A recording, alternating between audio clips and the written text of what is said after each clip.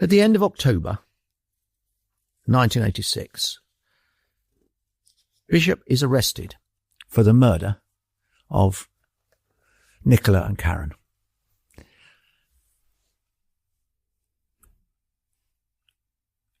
As an incidental moment of this, one way in which Bishop put himself into the investigation and the search for the girls is he claimed to one of the police officers that his dog Misty had been specially trained by his mother to find bodies. Why would you make that? That's ridiculous. Well, that was what he was like. Okay. The police examine him, interrogate him. He said, where were you on the night of the 9th of October? I'd gone out to steal a car. Oh, really? So eventually, he's arrested on suspicion of the murders. He's not a big man. He's 5'5". He weighs about 8 stone. But he is an absolutely inveterate liar. He comes to trial at Lewes Crown Court, 1987. There were, not to be too critical, a series of blunders on the police's part. For example, there was no accurate time of death. They had neglected to do what we would all now take as absolutely commonplace, a very accurate post-mortem. The prosecution thought it was about 6:15 to 6:30. In fact, Bishop could say, someone saw me at 6:30. How did they die, these girls? They were strangled and sexually assaulted. One of their knickers was put back on the wrong way round, inside out. You probably don't need that piece of information. No. There was no attempt to fingerprint the bodies. There was no attempt to measure the marks in the ground. And no analysis of the blood on Karen's underwear. The prosecution depended on a blue Pinto sweatshirt, which was found close to the railway line of Molescombe. But they failed to preserve it from contamination. Bishop's girlfriend Jenny, the one with whom he had a child and was pregnant again, said that she'd never seen. She originally told the police during interrogation, giving a witness statement, that she knew it was his sweatshirt.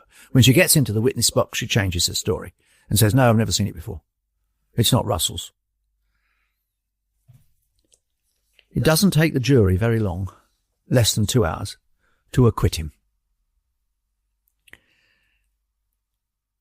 It became one of the longest miscarriages of justice in British legal history.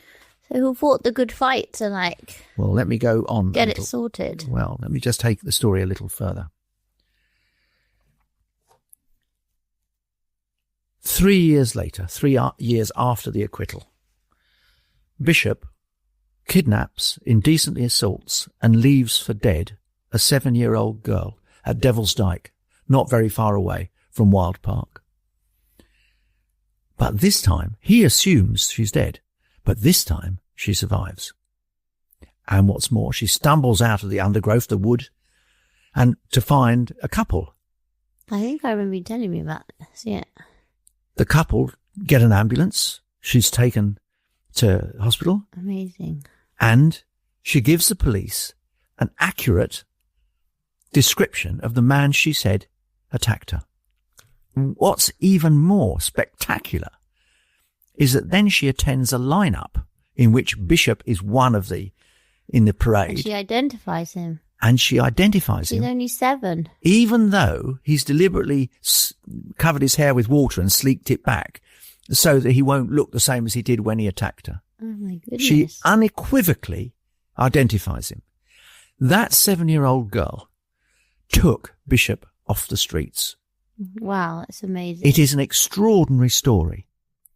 He's given, effectively, 14 years, a minimum of 14 years. Are they allowed to bring up those? You can't try more than one thing at one time, can you? No, you can't. And no, it's called similar fact evidence. Yeah. But no, they couldn't. But what they did do, and what it effectively concentrated everyone's mind on, was the fact that Bishop must have been guilty of Nicola and Karen's killing. Yeah. He doesn't kill the 7-year-old. She survives. And thank the Lord, I hope she's in fine form. She's never been identified. Good. And I hope she's having a very good and happy life. Me too. Fulfilled in every way. She will now be quite a lot older. But a bit younger than me. Just a bit. What happens next is extraordinary. There's a re-examination of the case. DNA processing is getting more exact and more forensic by the day. And perhaps even more significant, in 2005, the old double jeopardy law, you couldn't be tried again for a murder, is repealed. This incentivizes, not a word I like, but I know what I mean, the Sussex police to take an even closer look at Bishop for the Nicola and Karen killings. At first they don't manage it, but then, as time passes and new DNA testing works, they find that in their original evidence, there's a piece of sellotape here on Karen's forearm, which contains Bishop's DNA, skin flecks. Nice. They also re-examine the Pinto T-shirt that was effectively discredited at the original trial and re-examine it, and it points out that not only does it contain soil samples from where Karen and Nicola's bodies were found, so a direct link. It also has Bishop's DNA on it. Great.